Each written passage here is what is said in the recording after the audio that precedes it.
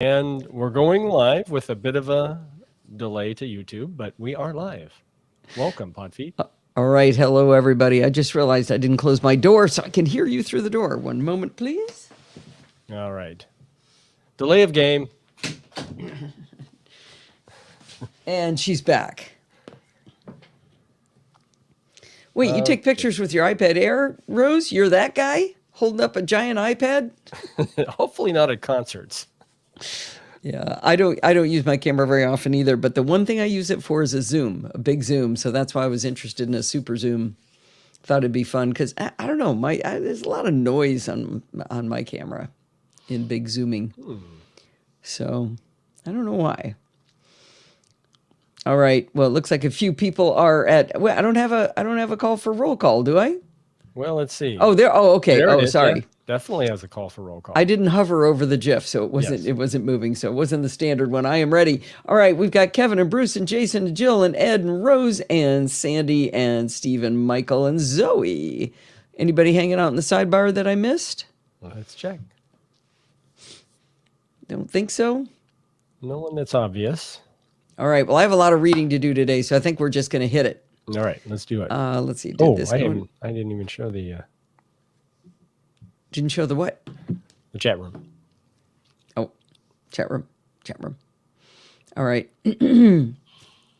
Maybe some throat clearing here today because you didn't let me finish my cough drop, but let's go ahead and give it a go. Here we go. Hi, this is Allison Sheridan of the NosillaCast podcast, hosted at podfeet.com, a technology geek podcast with an ever so slight Apple bias. Today is Sunday, February 12th, 2023, and this is show number 927. Well, we got a big show for you this week, so let's jump right in with another interview by Bodie Grimm, the awesome host of the Kilowatt Podcast. That's a podcast you should go subscribe to, of course, when you're done listening to this show. Anyway, the Kilowatt Podcast is a show all about electric vehicles and alternative energy. Now, the interviews he got us from CES have nothing to do with electric vehicles. They're just things he thought would be fun for the Nosilla castaways. Alrighty. Wasn't that nice of him to think about the Nosilla castaways? Oh, it sure was. Thank you, Bodie. And thinking about me, because that meant that was content I didn't have to create, right? Exactly, yes. Oh, I'm going to need a play date with Mike. Copy link. Because it is just... Wait a minute, now it did it. That's weird. Is it working? No, but it did the half of it. All right. But, okay. So I didn't bring that up. Bring up a window here with the interview. All right. I am going to not play it because I've got a lot of reading to do, but I'll let you hear the intro here for the Nosilla Castaways. Hey everybody, Bodie here, and I have a really cool interview for you today. Honestly, this is not a company that I would normally cover on my show or just in general. Okay, save, he says. The man says to save. I will do as he commands. All righty. So we're going to zoom to the end of that. This was about a product called the Tonies, which is a kid's toy. Nies.com. Tonys.com. Well, thanks so much for this, Bodie. What an inventive toy. I just love the idea of being able to send an audio message to my grandkids every day. I have a couple of granddaughters that are turning 3 very soon. That might be on my list. But also, one of my granddaughters is absolutely obsessed with Coco Melon, so she would really love what he was talking about there. I have a feeling the feature she would love the most would be slapping the side of it to change what it's playing. Alrighty, now we're going to do another. All right, we have a momentous issue. Uh-oh, what? Your Podfeet pin is flipped. Uh-oh. We don't want to show... distress? In distress. All right. Copy link. I have 2 articles I'm going to read, and they are long. So let's... I did do a chapter mark, Kevin. And did I save? Let's just double check. Command S. All right. Here we go.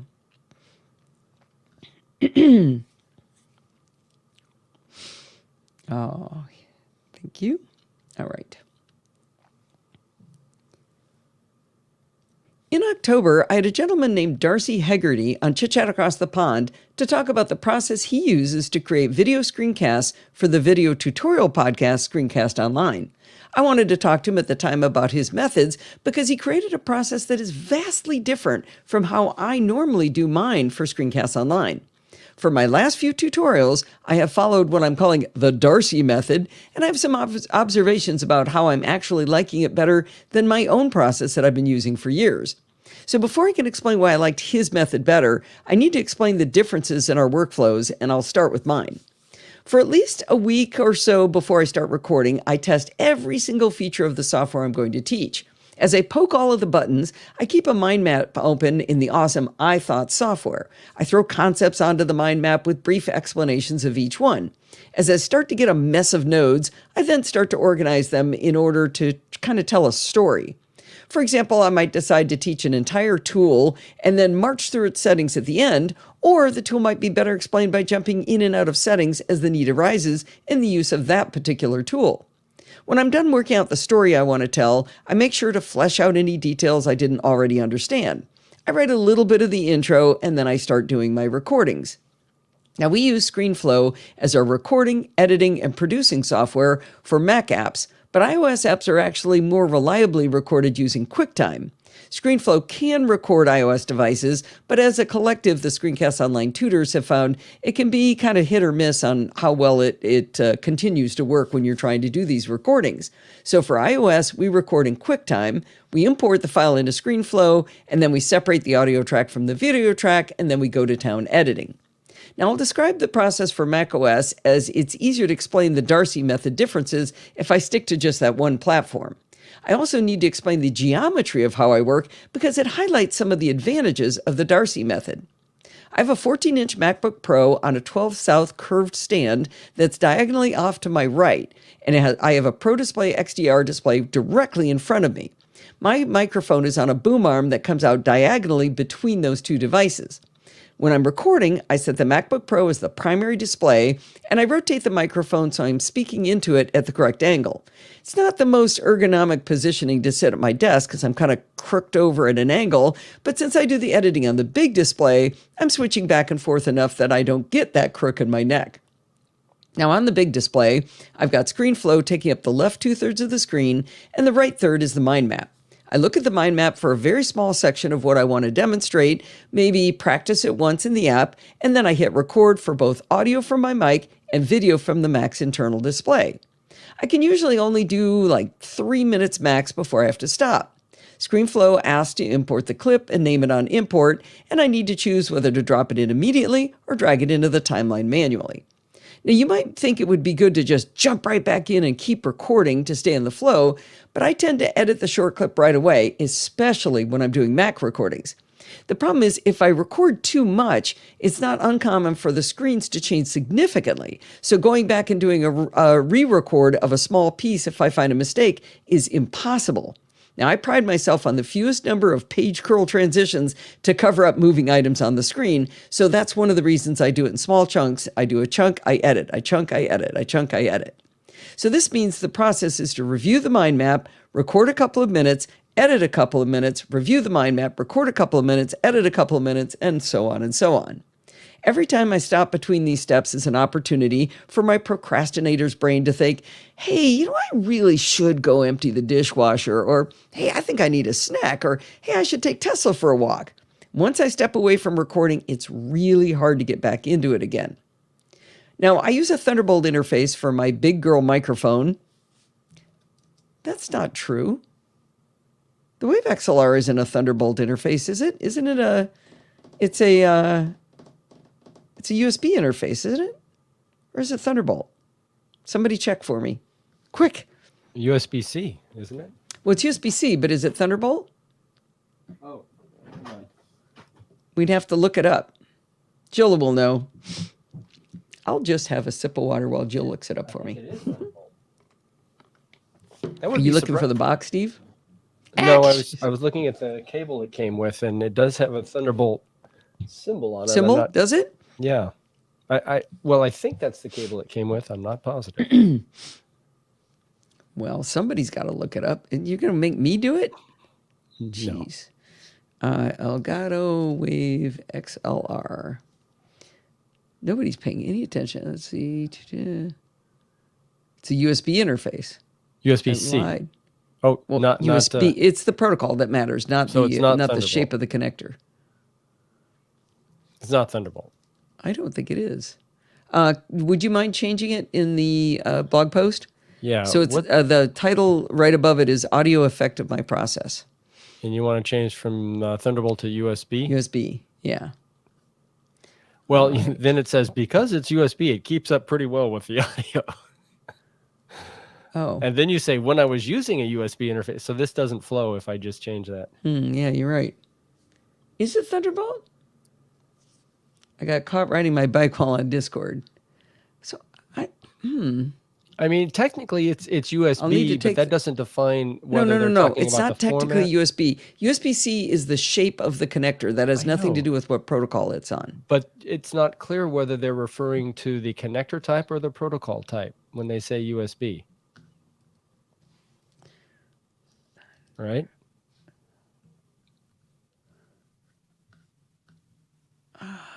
Phooey. Here, I'll look. Well, No, I I'm guess you not need to know finding now. the Elgato Wave XLR tech specs. Not finding that easy. There we go. Okay. Thunder? It does not find a Thunderbolt. Okay, I'll make a note to fix. I'll just skip that whole section. I'll just call it an interface. Yeah, but okay, that entire section. I got you. it. I'm glad you noticed the rest of it. Okay. Okay.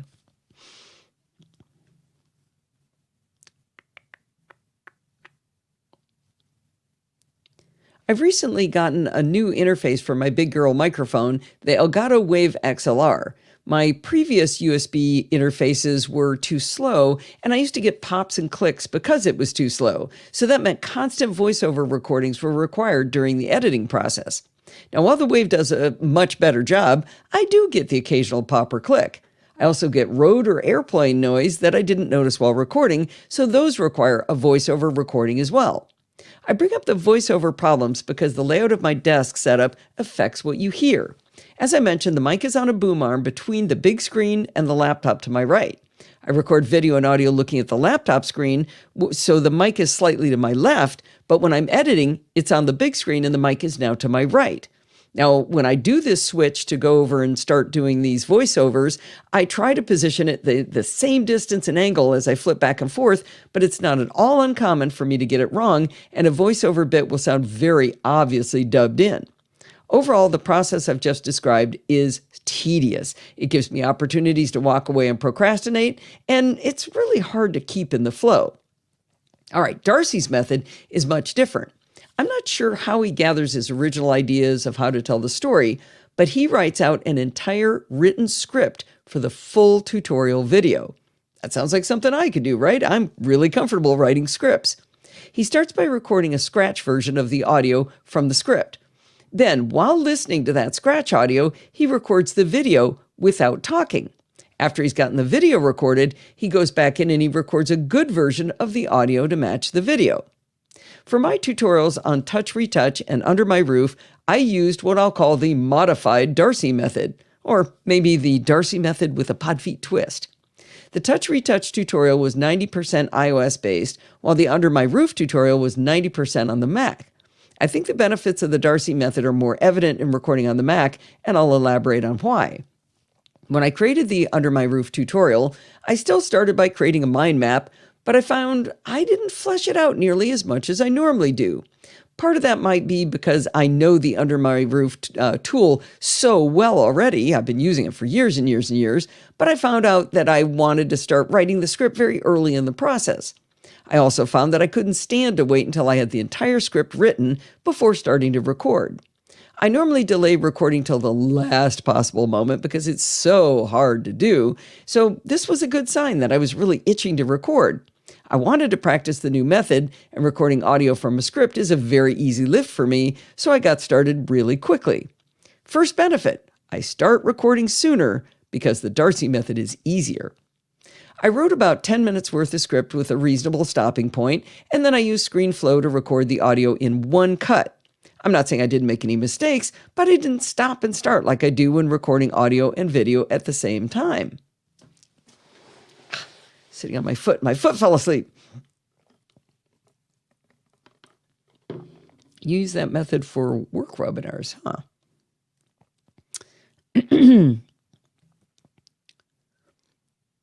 Since I was only recording audio and the script was on my big display, my mic was on my right side. When I stopped and edited out the few mistakes and did any voiceovers, my mic placement was identical, so it did not sound like a bad dub. In the Allison method, when doing a voiceover, I had to listen to what I had tried to say, memorize it, and then re-record. My skills at memorization aren't great, so I'd clip out the bare minimum, which was often a small segment of a sentence. It was hard to get the intonation to match with the rest of the sentence. Since with the Darcy method I have a script, I can re-record a much longer segment so the cadence and intonation sounds exactly the same. There's our second benefit. Voiceovers sound just like the original because of the angle and because of the script. Now I'm calling my new method the modified Darcy method because of how he does the audio. I told you he records a scratch version of the audio, then records the video, then records a final version of the audio.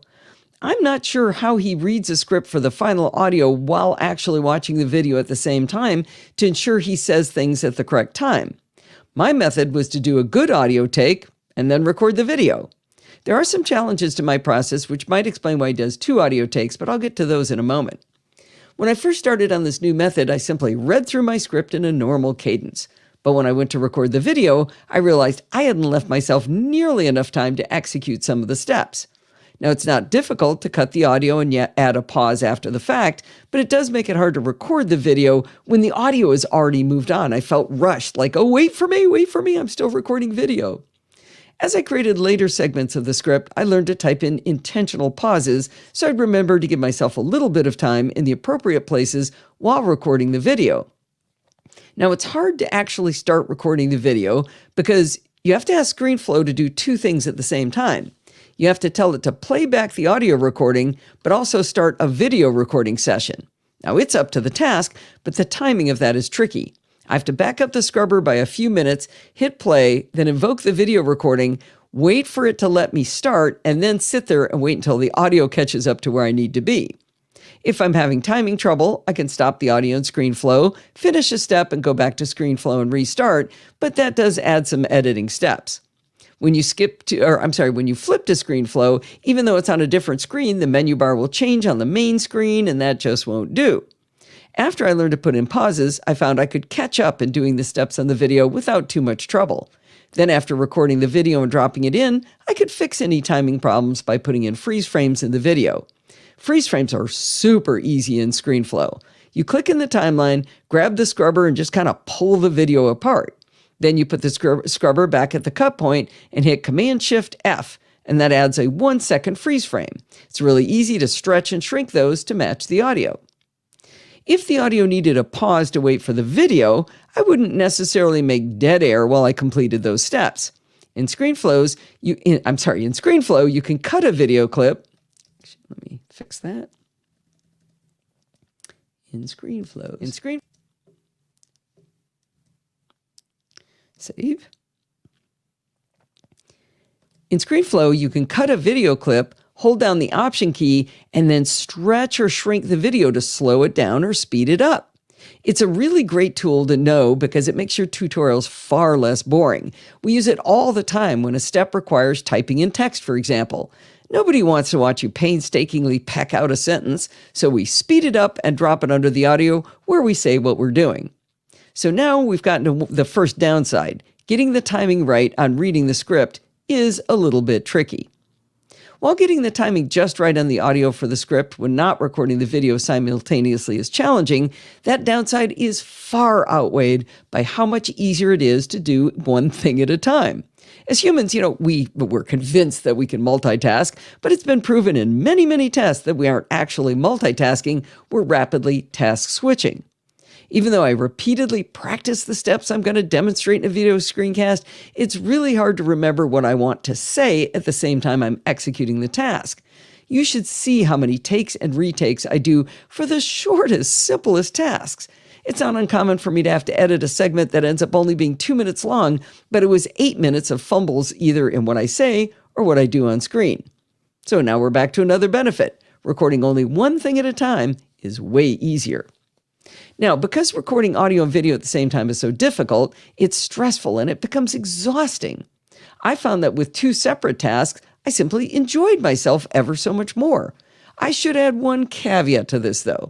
Both of the applications on which I tested the new process were very well-behaved applications. I didn't run into any glitches or unexpected results. Under My Roof in particular is a rock-solid application and one I know really well, so that definitely helped make creating the tutorial more enjoyable. On the timing of the video and audio recordings with respect to each other, there's one thing I need to work on. JF Brissett is my editor for the Screencast Online videos, and he said that my timing was such that I tended to start doing an action in the video slightly before I explain the steps. It's a much more natural thing to have the explanation come slightly in advance before starting to demonstrate a step.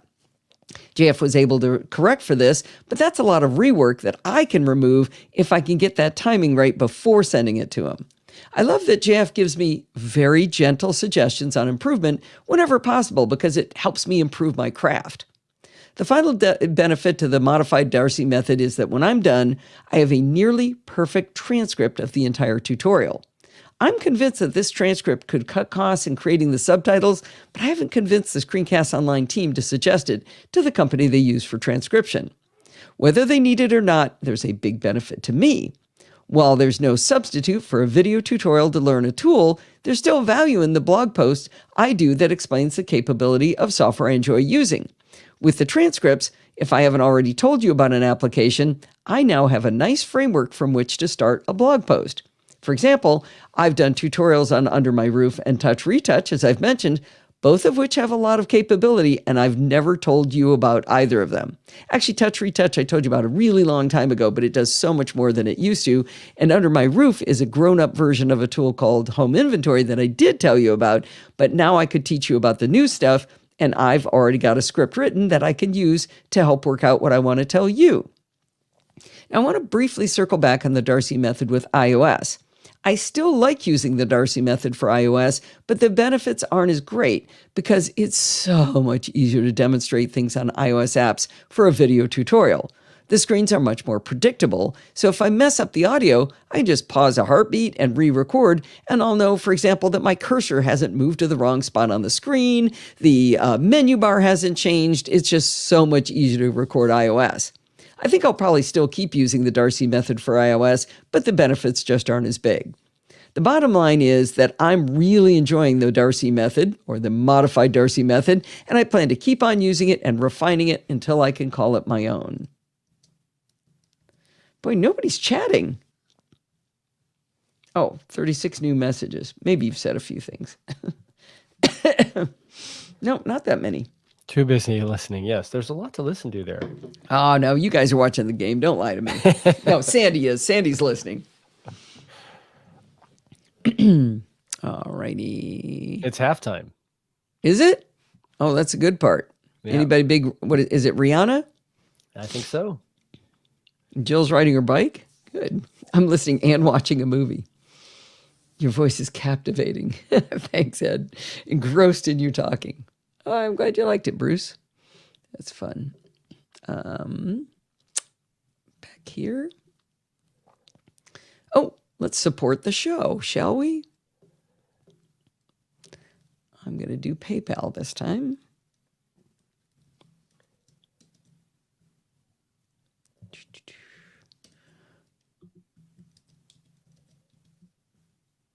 All right, copy link. I hate doing this by hand. All right. There's something else going on today. Nothing I cared about. All right. Excuse me. Are you fatigued by too many subscriptions, but you'd still really like to support the work we do here at the Podfeet Podcast? Did you know that you could go to podfeet.com/PayPal and just choose an amount that shows the value you get out of the shows? I don't set a goal of making money off the shows, but it does cost money for servers and software and hardware, so every little bit you can contribute will make you a real hero in my books. Ribeye, baked potatoes, and spinach souffle. Oh man, yes please. That sounds delicious. All right. Excuse the coughing here. Let's see. We're going to do another chapter mark. And Tech on Travel, the Antarctic edition. This is going to be a long one. Settle in, kids. We're headed south.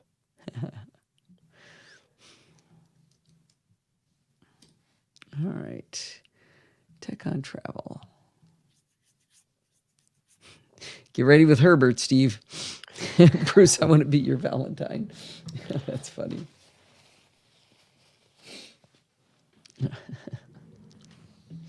I got spoken for 40 years ago. I like it. Oh, now Zoe's in line. You have to bring your wife in on this, Bruce. All right, here we go. Nope. Whenever Steve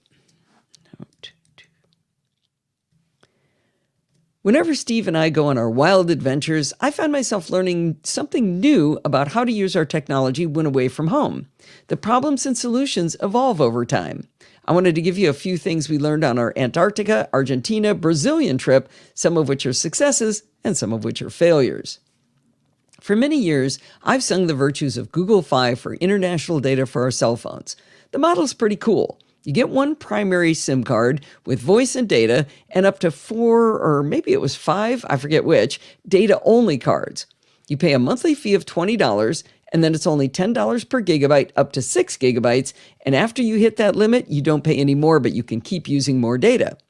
Because Steve and I could share a plan, we knew we'd never pay more than $80 no matter how much data we used. The other beauty of this plan is that you can turn it on and off at will, so you only pay the $20 per month while you're using it. Now, for a long time, I didn't understand one subtlety of this plan. While it is $20 per month, if your trip extends across 2 billing cycles, you'll actually pay $40 for the service, bringing the potential cost to $100 for a trip. We found this out when I loaned the cards to Dorothy when she went to Ireland and visited Bart, and she ended up paying $20 more than I had promised her. When we went on vacation with our kids, it worked out to be a pretty good deal because I could pass out all the data cards and pay no more than I would for just one of us.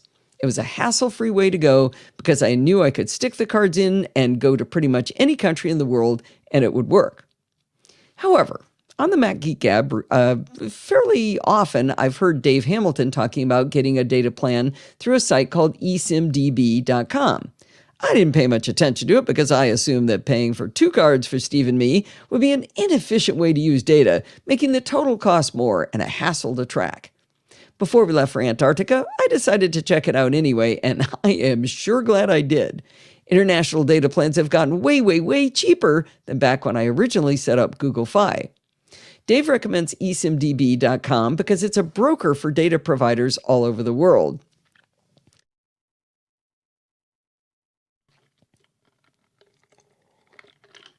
It was a ship photobombing of the bird. I like it.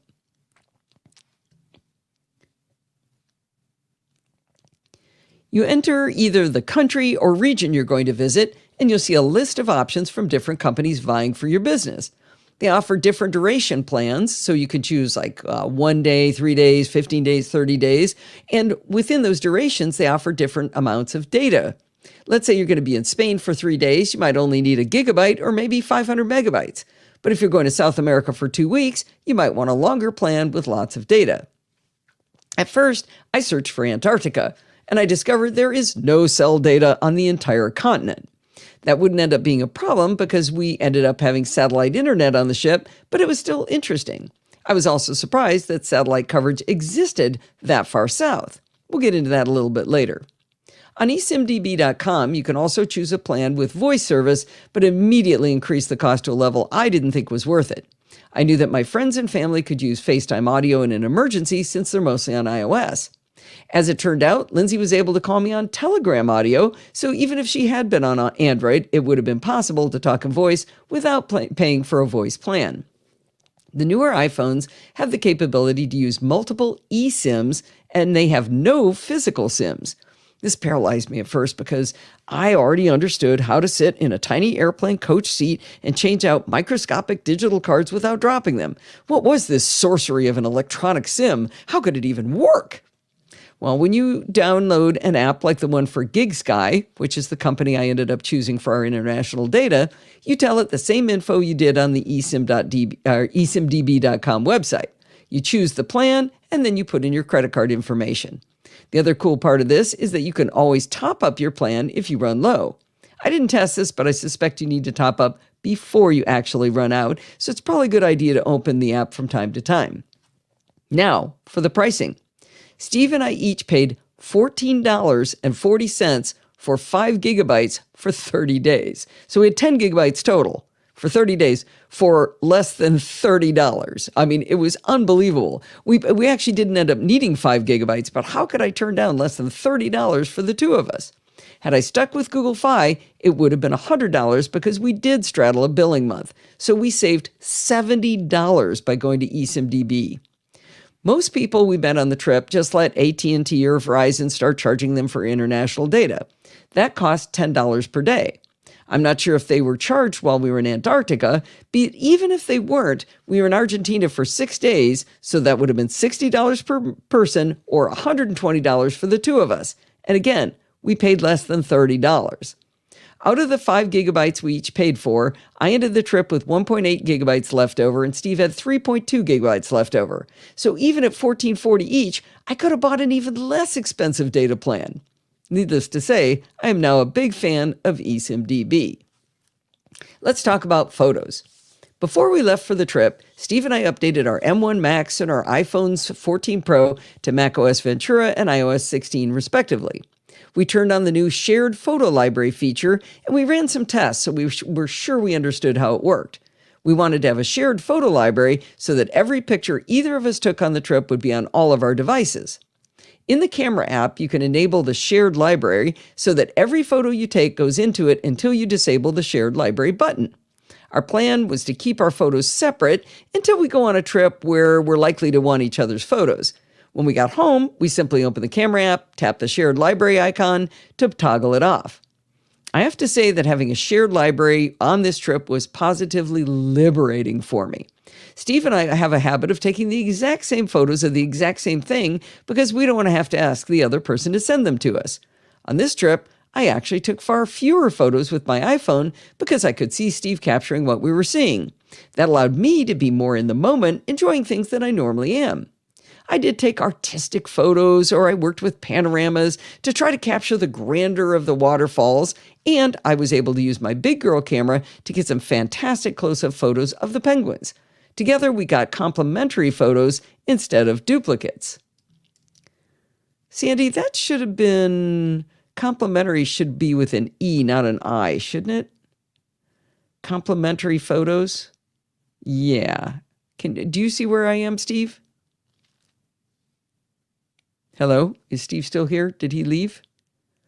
Oh, man, he's gone. Oh, there he is. I'm not hearing you, dear. I'm here.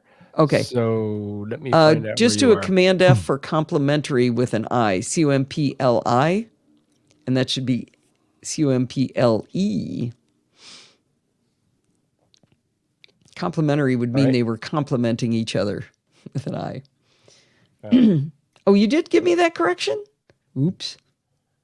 Oh, I didn't. Was it spelled wrong still in the final thing? Did you find it, Steve? Yeah. Okay. I get compliments. We compliment each other. Okay, what I just read? Entry photos instead of duplicates.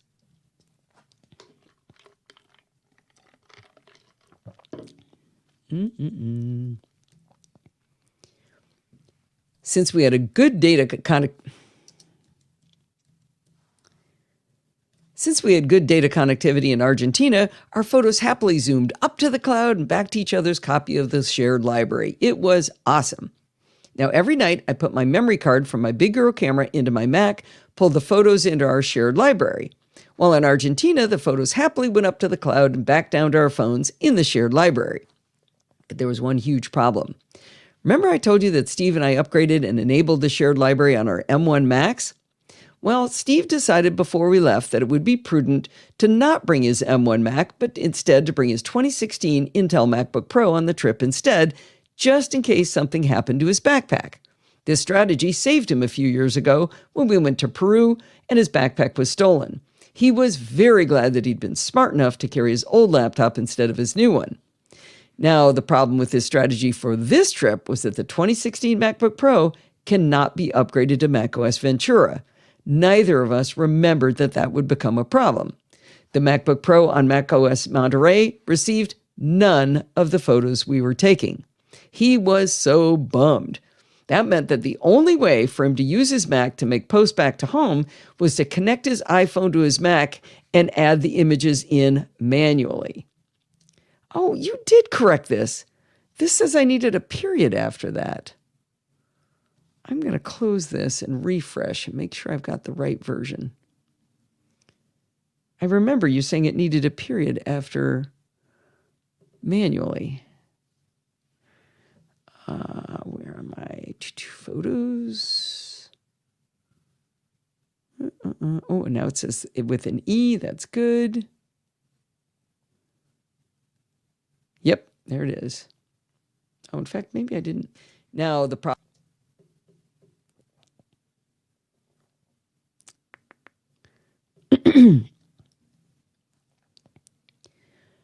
Now, the problem with this strategy for this particular trip was that the 2016 MacBook Pro cannot be upgraded to macOS Ventura. Actually, I got to check that cut. Laptop instead of his new one. Now,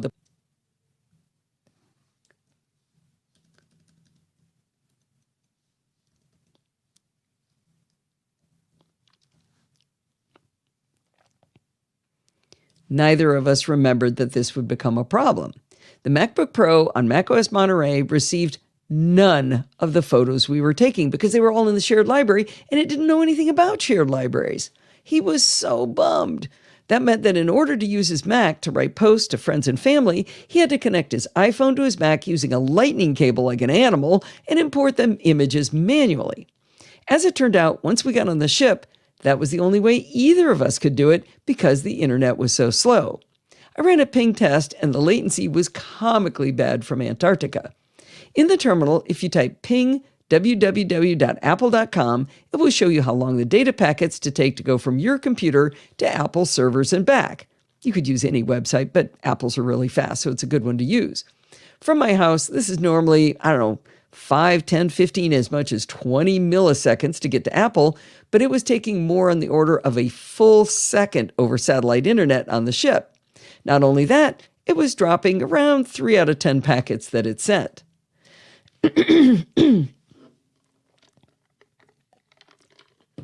Yeah, trying to cope with slow internet was a nightmare. To be fair, though, it was extraordinary that we were able to even get this satellite service being so far south from the equator. You see, geosynchronous satellites sit at the equator, but they have a wobble to their path, and they call that inclination. This makes the path look like a wave going above and below the equator over the course of 24 hours. Most geosynchronous satellites have a very small inclination, like a half a degree, but that inclination isn't big enough to be able to see around the curvature of the Earth to Antarctica. To hit the South Pole, for example, only a few geosynchronous satellites have an inclination big enough, 8.7 degrees, and at that, it's only for 4 hours per day that inclination allows it to be far enough down to be seen at the South Pole. Now, we were at around 65 degrees south of the equator on the ship, so we had access for much of the day. I put a link in the show notes to usap.gov where you can read more if you're interested. Now, rather than complain about 1-second ping times, we were delighted to have even this tiny pipe to get our messages back home. But it did hamper our whole photo strategy. I did the same dance as Steve, importing my photos manually from my iPhone to my Mac on the ship. I also used my big girl camera to get super cool close-ups of penguins, as I mentioned before, and I imported them to my Mac as well. Now, I never figured out a batch method to move the big girl photos from my Mac back to my iPhone so I could show them off to other folks on the ship. I did airdrop a few of the best, but it seems that there should have been a way to push the photos the other way. I met a woman on the ship who had a better strategy that I will be deploying in the future. She bought one of those SD card adapters with a lightning connector for less than $20. She connects the SD card adapter to her iPhone, puts in her big girl camera's SD card, and then the iPhone recognizes it in Apple Photos and offers to import all new photos. If I'd done that, I could have then connected the iPhone to my Mac and pulled both the iPhone and big girl camera images into my Mac and back them up from there. Now, while I tried to be very rigorous with my process, I knew that manually importing photos while the shared library was still active would assuredly cause duplicates.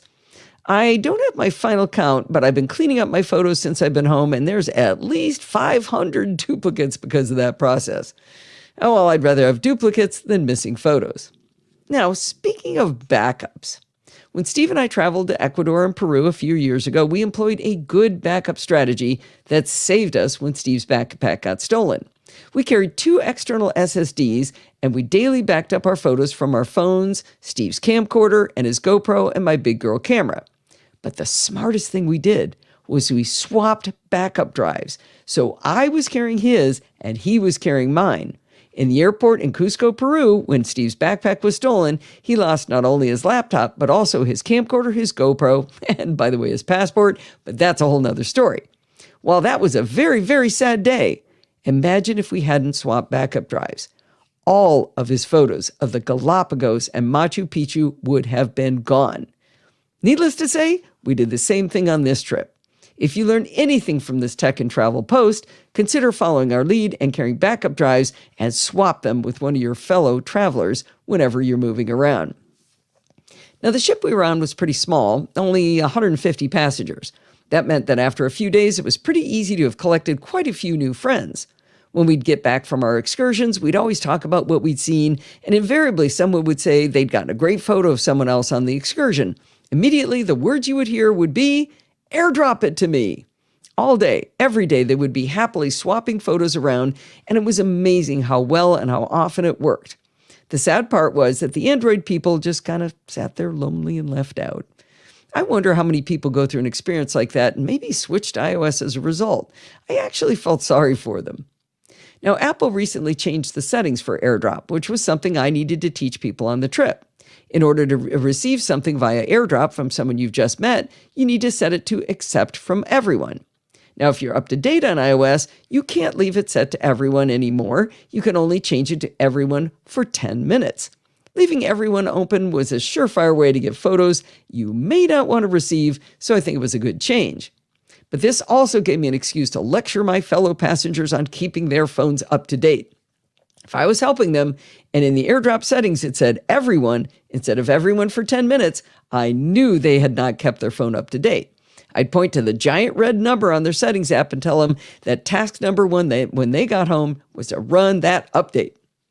Now, I thought I was quite clever to show them how to simply search for AirDrop within settings instead of trying to remember where Apple had buried it in settings. But on the very last day of the trip, when we were in Iguazu Falls, one of the tour guides offered to send a cool compilation photo of the falls in normal times, a drought year, and a flood year. He said that he would airdrop it to all of us, again leaving out our Android brethren. He then explained a much easier way to change AirDrop settings that I didn't know about. Pull down in the upper right to reveal control center.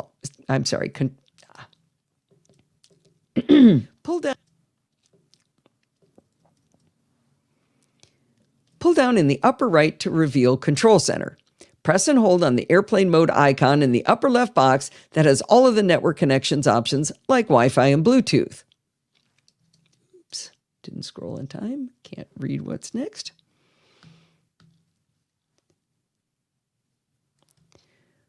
One of the options on that page that comes up will be AirDrop, where you can select between no one, contacts, and everyone for 10 minutes. I was so excited to learn this new trick on how to change AirDrop settings, I had to share it with you.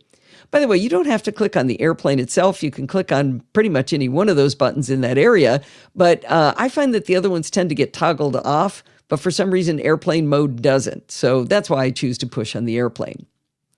Now on the ship, I realized that my Mac was trying desperately to sync photos to iCloud, which was A, never going to work on that internet service, and B, it was jamming up the itty-bitty internets for us and everyone else on the ship.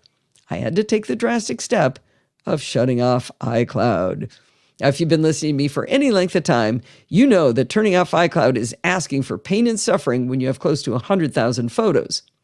When I got home, my Mac checked all 94,322 photos one by one until it was sure they were all synced properly. Now, it used to take like 3 or 4 weeks to do it, but this time it was only 3 days. Something they've done, it's doing it a lot faster now.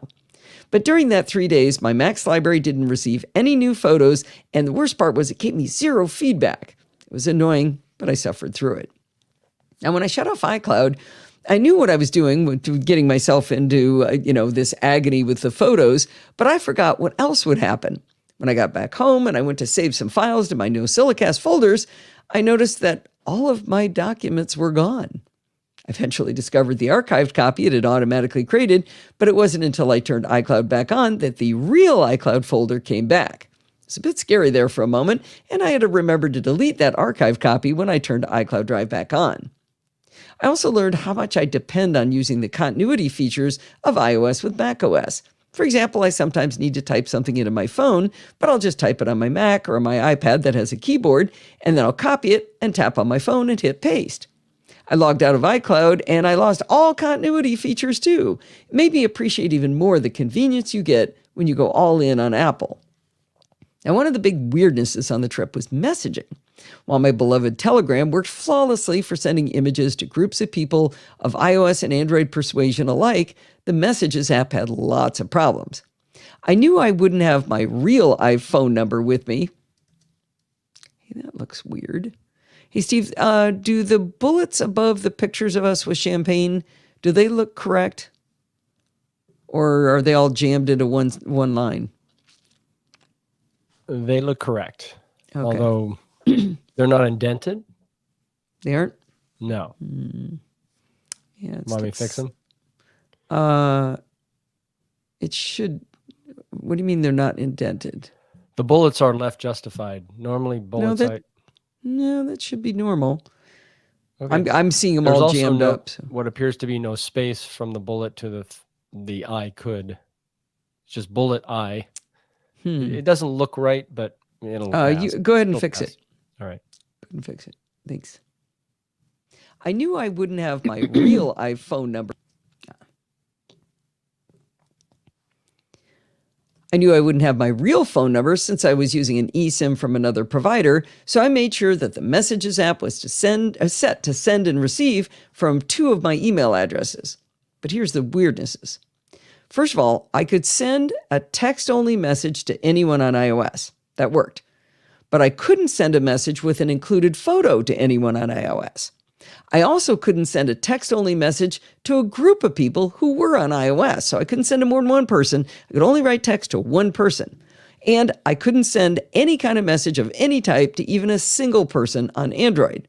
If anyone knows why that happened, I'm all ears. I've never seen that before. Now, on my beloved Telegram, I noticed something nifty.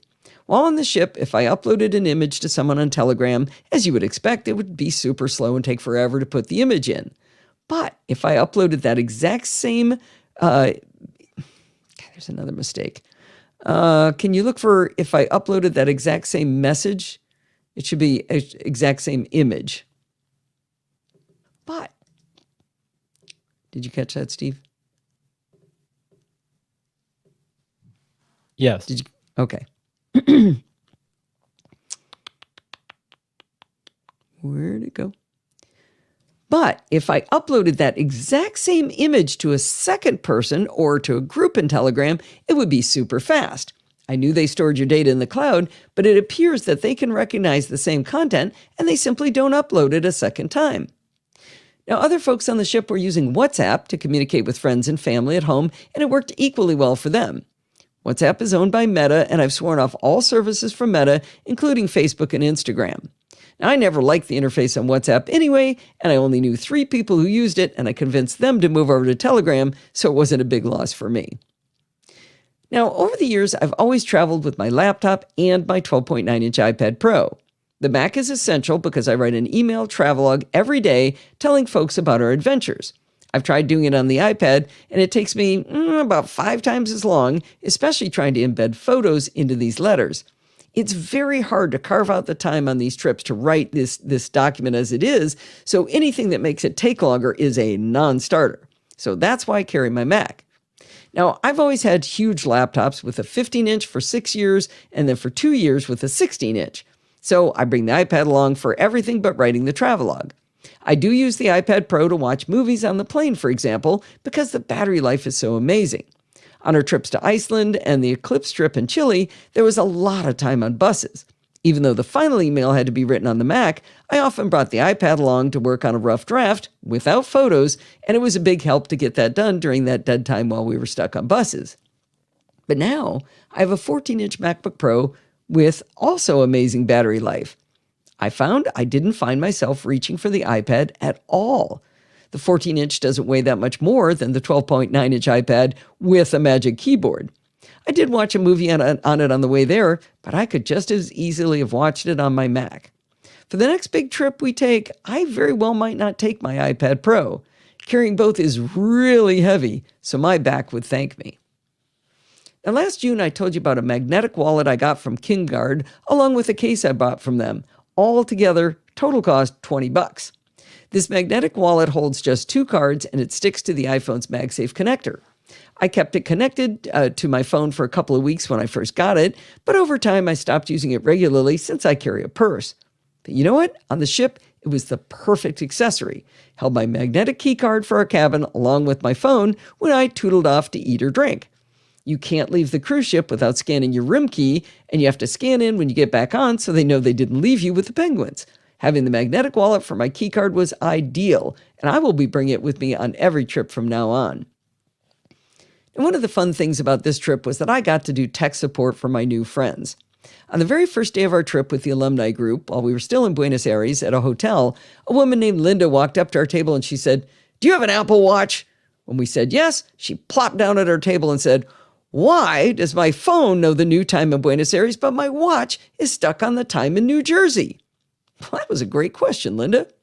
We tried several easy things while chatting with her, including restarting the watch, but we were unable to fix it. We ran out of time at breakfast, but the next day we were waiting for our lunch at the hotel restaurant, and Steve saw Linda out in the lobby. He dragged her over to our table so we could work on it some more.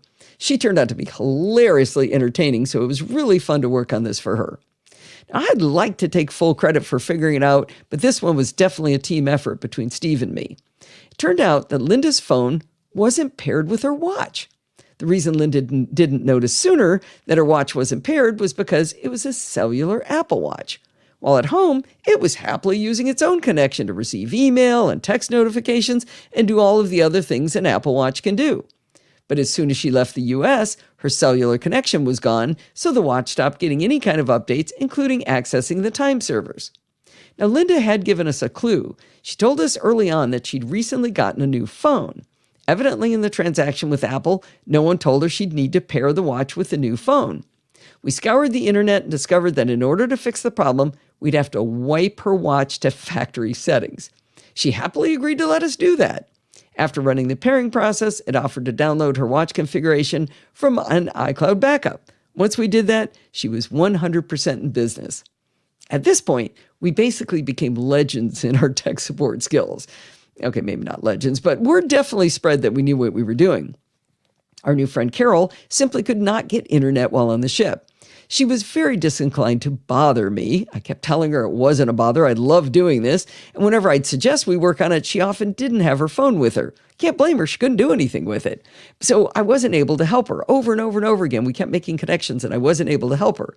She was also very skilled at throwing in information to obfuscate the root cause.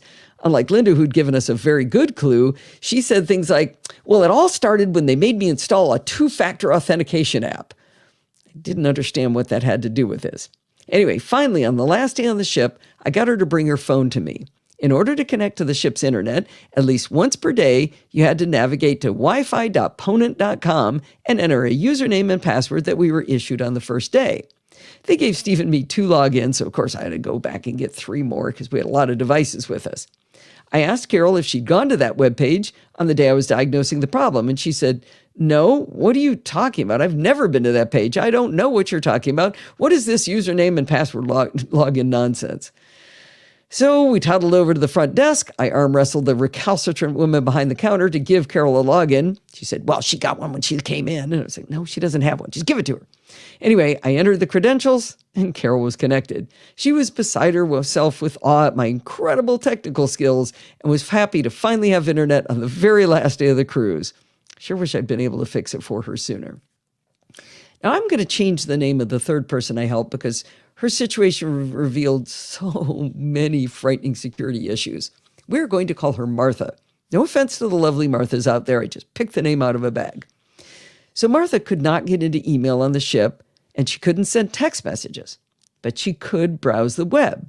Since this was clearly not a connectivity problem, I was baffled at what could be the root cause. When we got back to Buenos Aires, she still couldn't send messages or receive email. She eventually mentioned that she'd gotten some emails from Google about some security alert, but she'd ignored them. I reviewed the messages, and then I looked in her settings on her iPhone, and there was a red alert on her account name in settings. I dove in, and it was telling her that she needed to re-authenticate to her Google account. I asked her if she knew her Google login, and she proudly pulled out a piece of paper from her purse with all of her important usernames and logins on it. I was suitably horrified. I was even more horrified when I scanned the list of passwords, and I saw the same pattern of 4 numbers in every single one of her passwords. Take a wild guess at what the 4-digit code was to open her phone. Yep, the same 4 digits. Now, even though she said she didn't have any important passwords on that piece of paper, remember that password resets go to your email. So if someone had stolen her purse, she'd have lost her phone, lost her email password, and it wouldn't take a rocket scientist to guess her 4-digit passcode to get into her phone to access said email. She would have been owned in every sense of the word. We had a short chat about 1Password, and I told her that when she gets home, I'm going to help her get started. She's not ready quite yet, but I'm not going to stop badgering her until I get her started with 1Password. Once I found the right password or email on her little scrap of paper, I entered it into settings on her iPhone, and immediately all of her emails came flowing in. Oh, I haven't taken a break in a while. 3 minutes to shut down. Oh, that's good news, Kevin. Yeah, how many people don't have locks on their phones? That's it.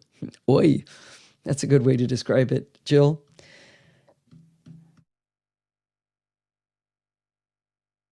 My cough drop's wearing off. All right, I'm almost done, guys. Still sounds gravelly. Oh, well. Back in 2019, I interviewed Eric Matheson from Omnicharge about their full range of power banks. Shortly after that, I bought one of their USB-C power delivery banks, and it is one of the most useful devices I travel with. It sports 20,000 milliamp hours of capacity and has 2 USB-C ports with power delivery and 2 USB-A ports.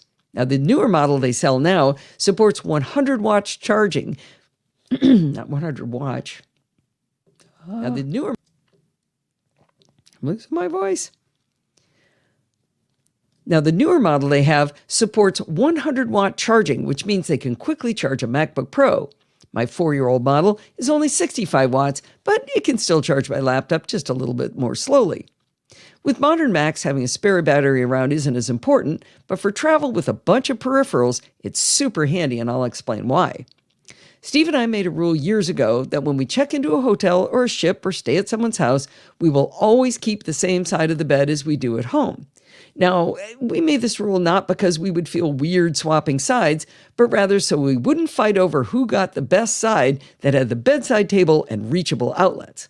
When we arrived on the ship, Steve realized that while his side had a table, there were 0 outlets. I graciously loaned him my Omnicharge power bank. That gave him 4 outlets for his devices. Now, this was way overkill for his phone and his watch, but allowed to have them by his bedside where he wanted them at night, and then during the day, he moved the power bank to the counter in the room to recharge it. He was delighted with his solution. The other reason it was super useful on this trip was because the ship had European outlets when we assumed it was going to have Argentinian outlets. We had a giant pile of Argentinian adapters, but only 2 European ones. Using the OmniCharge, he could charge his device at night using no power outlet and no adapters at all. During the day, while we were out and about, he could take up one of those precious adapters to charge the battery. Now, note that this device can also be plugged in to charge with one USB-C port while using the other USB port to charge a laptop, and you can be using the 2 USB-A ports to charge a phone and a watch. It can even do data transfer via USB to your laptop to your phone. We didn't need to do it, but it's a good thing to know that you can. Now, I'm toying with the idea of buying myself the new Omni 20C Plus for $250 and giving Steve my old one so he would always have power when he needs it and I wouldn't have to share. Now, the funniest tech and travel story of the trip actually happened to our new friends Bob and Nancy Ellen. Part of our trip was to Iguazu Falls, which is an amazing place. It's the second largest set of waterfalls in the world, right behind Victoria Falls. There are 275 falls spanning 1.75 miles. As we rode to the hotel, our guide told us that they have capuchin monkeys in the area. She explained that these little monkeys are very clever and know how to open the sliding glass doors to the balconies of the hotel rooms, so be sure to lock your doors. When we checked into the hotel, the person behind the counter repeated the exact same thing. After our hike, we all went down to the massive infinity pool. I'm serious, this thing was giant. It was 50 meters by 25 meters. Anyway, we went down there to have a nice little swim after our hot hike. We were hanging out with Nancy Ellen and Bob when someone said, "Hey, look, there's monkeys on one of the balconies." We were all enjoying the spectacle when Nancy Ellen said, "Bob, is that our balcony?" Followed by, "I'm not sure I locked the door when I came in from admiring the view." Well, Bob scampered up to the room only to find their minibar completely raided and monkeys all over the balcony eating Reese's peanut butter cups and other treats. Now, you might be enjoying this story at Bob and Nancy Ellen's... Tired of this voice.